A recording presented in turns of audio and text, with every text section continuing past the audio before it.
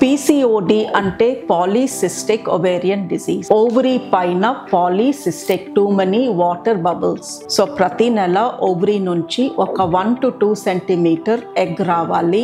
ఆ egg sperm ని కలిస్తే బేబీ అవుతుంది. మీలో ఒక ఎగ్ రాకుండా ఒక 20 వాటర్ బబుల్స్ వస్తే అది బేబీ ఎలా అవుతుంది? అండ్ ఆ నీటి బుడగల మూలంగా హార్మోన్ సరిగా రావట్లేదు. ఆ హార్మోన్ సరిగా రావడం లేకపోబట్టి పీరియడ్ టైం కి రాదు. అండ్ ఈ ఓవరీ నుంచి వచ్చే హార్మోన్ తగ్గిపోబట్టి కొవ్వు నుంచి హార్మోన్ వస్తుంది. ఆ కొవ్వు నుంచి వచ్చే హార్మోన్ మేల్ టైప్ హార్మోన్. దాని మూలంగా అబ్బాయిల్లో ఉండే మొహం పైన జుట్టు, చేతుల పైన, కాళ్ళ పైన, పొట్ట పైన, మెడంతా ఇక్కడ నల్ల ప్యాచెస్ రావడము, ఫ్రంట్ నుంచి ఫోర్ హెడ్ దగ్గర జుట్టు ఊడిపోవడము, బాల్డ్నెస్ రావడము. సో పీసీఓడి ప్రాబ్లమ్ తో పీరియడ్ ప్రాబ్లమ్స్ వస్తాయి. అలాగే ఫర్టిలిటీ ప్రాబ్లమ్స్ కూడా. 1/3 ఫర్టిలిటీ ప్రాబ్లమ్ ఈ మధ్యన పీసీఓడి మూలంగానే చూస్తున్నాము.